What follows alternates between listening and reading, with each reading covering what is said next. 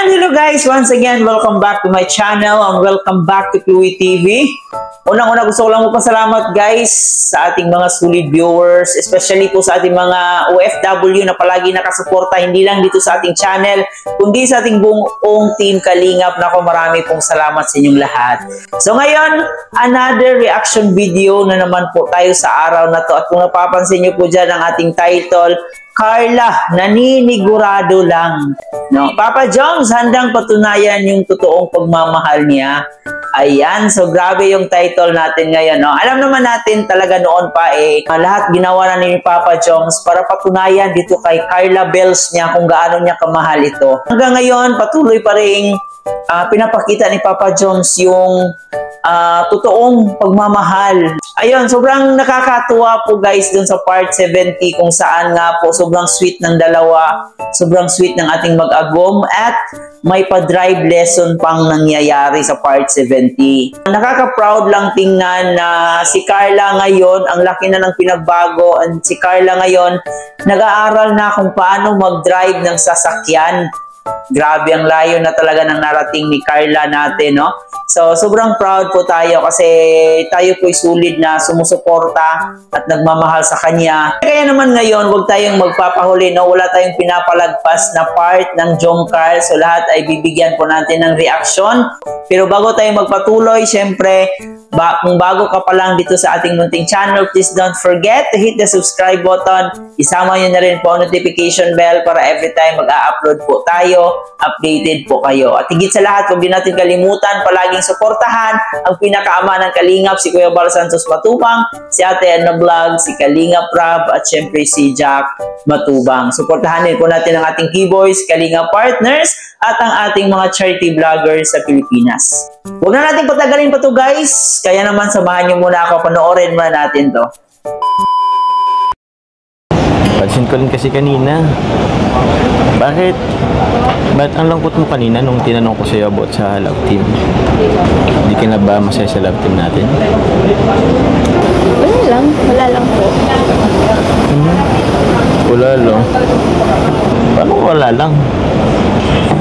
Wala lang po. Sabi ko, ang pogi mo. Pogi. Love you. Alaman lang reply. Love you. Ewan ko po sa inyo. Puro ka lang po ganyan. Anong puro ako ganyan? Seryoso nga ako. Seryoso nga ako. Gabi ka naman. Nag-I love you na nga ako sa'yo eh. Bakit pa sa tuwing sweet ako parang hindi ka niniwala? Mahirap po kasing maniwala. Tsaka di mo alam kung joke-joke lang. Siyempre, mahirap po ma-fall.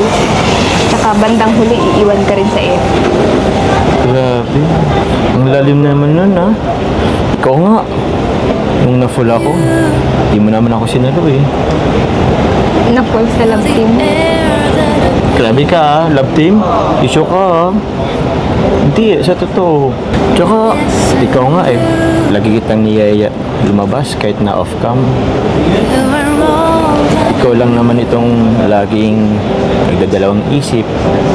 Laging busy. Siyempre po, kailangan din mag-ingat minsan. Mag-ingat saan? Ako naman to eh. Hindi mo naman kailangan mag-ingat sa akin. Ako pa ang poprotekta sa'yo eh. Di ba nga po sinabi ko na kanina na mahirap ma-fall.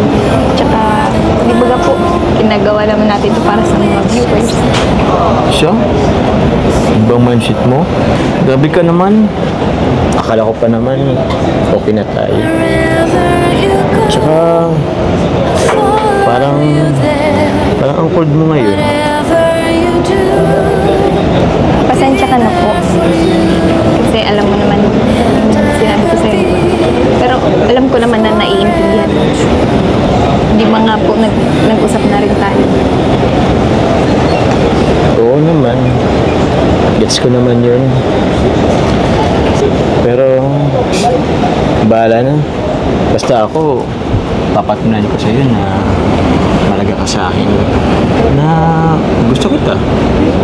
Palagi ko naman yung sinasabi sa'yo eh. Ikaw lang naman yung inintay ko.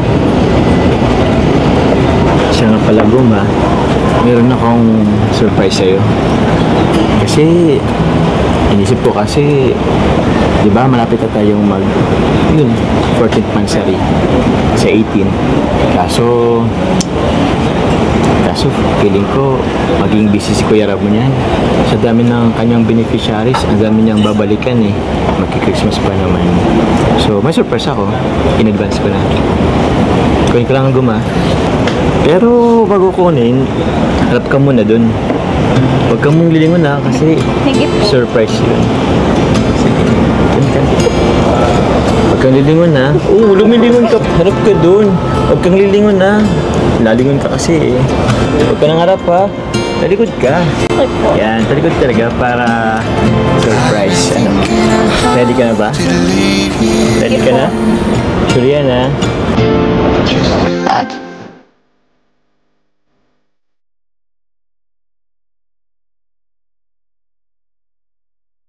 Stories about what I did. Bye! Gave me Ang sarap may kakado. Seryoso na nga kasi. O, sige dun na. Sige, seryoso na nga Seryoso po. na nga kasi. and you. Seryoso na, wag na lilingon ha. Wag lilingon ha. Bibilang ako ng 3 ha. Sige go, bilang ako ha. 3, 2, 1. Lingon. Happy 14th monthsary, Agum. Thank you po. Ito, okay ko. Christmas tree. Tinig mo ba? Siap yan. Ito, okay ko. Grabe. Sa 14 monthsary na magkasama tayo. Sa dami-dami ng chocolates, cake, mga pagkain na binibigay sa akin. Hindi ka pa rin tumataba. Galing mo na. Nga po eh. Tsaka, siyempre, thank you po. Kasi, sa 14th month natin magkasama, hindi ka sa akin sawang magregalo, magbigay ng cake. Yan. Kaya, thank you po. Thank you sa effort para atin. Welcome. Marami pa yan sa mga susunod. Saka, alam mo, hindi ako magsasawa hanggat hindi mo pa ako sinasagot. Lagi kang susuyuhin.